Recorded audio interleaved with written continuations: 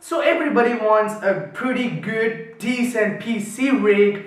Actually, we're taking into this video as gaming. Everybody wants a pretty good gaming PC to pretty much play at 1080p max out settings and probably 160 FPS without that motion blur, smoothness, frame rates. But for this, they have to spend a little bit of money on their PC and not compensating on other parts and this parts and that kind of PC build things. So now there are many people who wants to build a PC, and the main pillar of all that is budget. With budget, all of those things come down, compressed a bit so that the things go on with their budget. And now considering people, there are many kinds of people who concentrate on one thing rather than the other important things, such as the fancy looking case and their color theme, their case red black theme, their monitor, their PC, their GPU, their motherboard, all of those things in a color black scheme.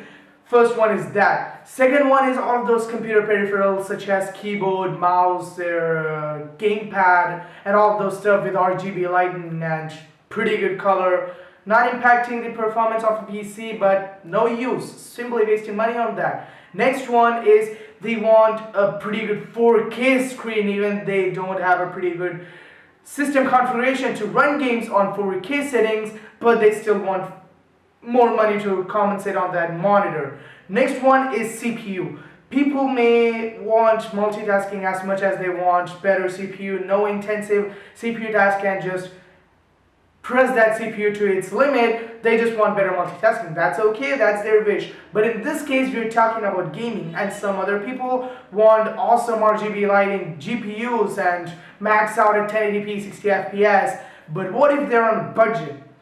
People, before buying parts and checking out all of those stuff, what they do is before analyzing their budget, they just hop onto their computer or smartphone or whatever and check out, wow, I have this budget, I'm definitely going to buy this Pascal GPU, GTX 1070, GTX 1060, and all of those budget GPUs, even though they did not know what kind of budget they have, and even though they knew what type of parts they can buy with that budget, and pretty much be in a considerable PC ready hardware equipment so that there won't be any bottleneck. So before jumping and checking the parts, you must sit at least 1 or 2 hours or one day and analyze your budget, what all parts you can buy for that budget without making any bottlenecks in your system. So today in this video, I'm going to do that for you. I know, thank you a lot. You guys ready? Let's do it.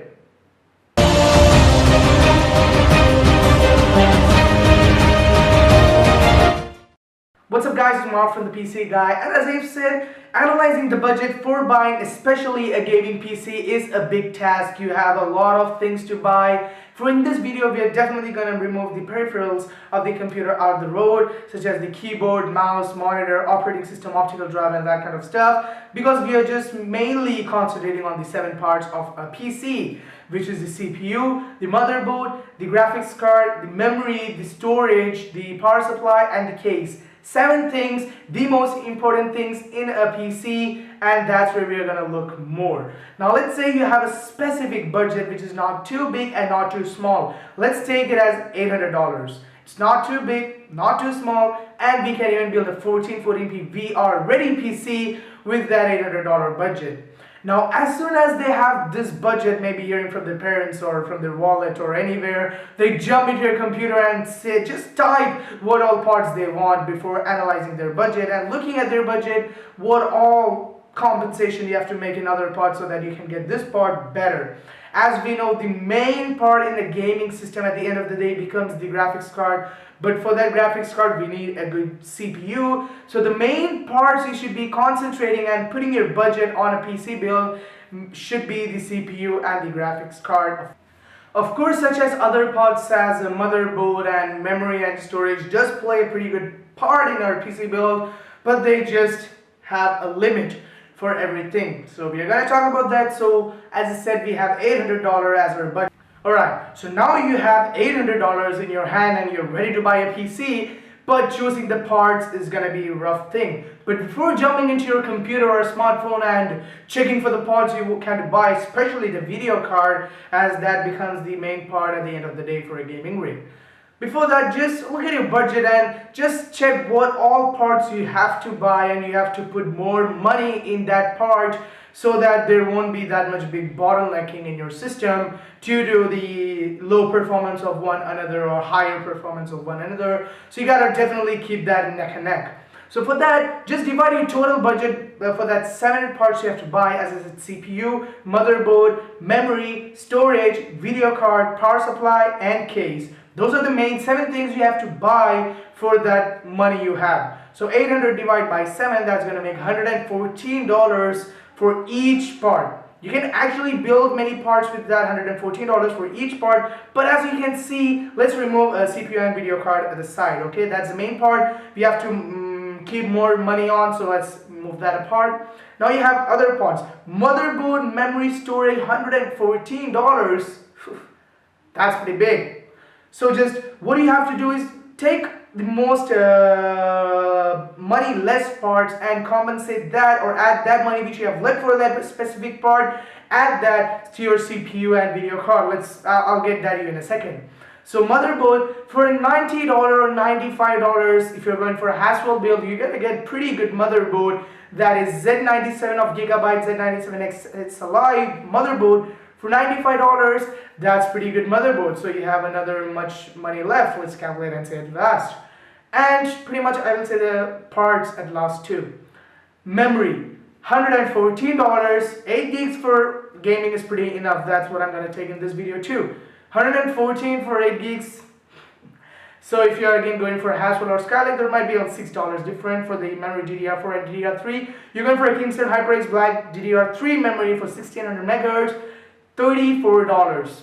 That's it. Just think how much money you have more for that $114, so you can put that money in your CPU and video card. Storage, Western Digital Blue 1 terabyte, 3.5 and 700 RPM internal hard drive. Leave that apart, $50 only. Again, you have lots of money to put in your CPU and video card. Next one, case. You can get a pretty good deep cool Tesseract case that looks pretty fancy if you're going for a color build theme. $39 to $40 for that case. Pretty good ATX mid-tower case for that $40. Pretty good color scheme, pretty good everything, good ventilation at all for $40. Again, you have lots of money left to put that in your other money for CPU and video card. Next one, power supply. For every build, 700 to 650 watt power supply is much enough, even for a 1080 paired system. That 650 watt or 530 watt PSU players are there in YouTube. If you want, you can check out a guy named Artist. He has a GTX 1080 paired with a 530 watt PSU, and he runs pretty much well. But for this build, we're going to take 700 watt for only $40 to $50. See that difference. So $114 to this part, lots of money you have left. Now coming to the main part, that is CPU and video card. You had $114 and $114, alright? Now let's get into a specific chart and help you guys realize what is the gain you have. You went with a $95 motherboard, a Haswell motherboard, which is the LG 1150 socket. If it is Skylake, just maybe 10 to 20, at most $10 to $20 difference will be there on this total budget thingy. So for a Haswell motherboard, we went for $95 Gigabyte Z97X SLI motherboard.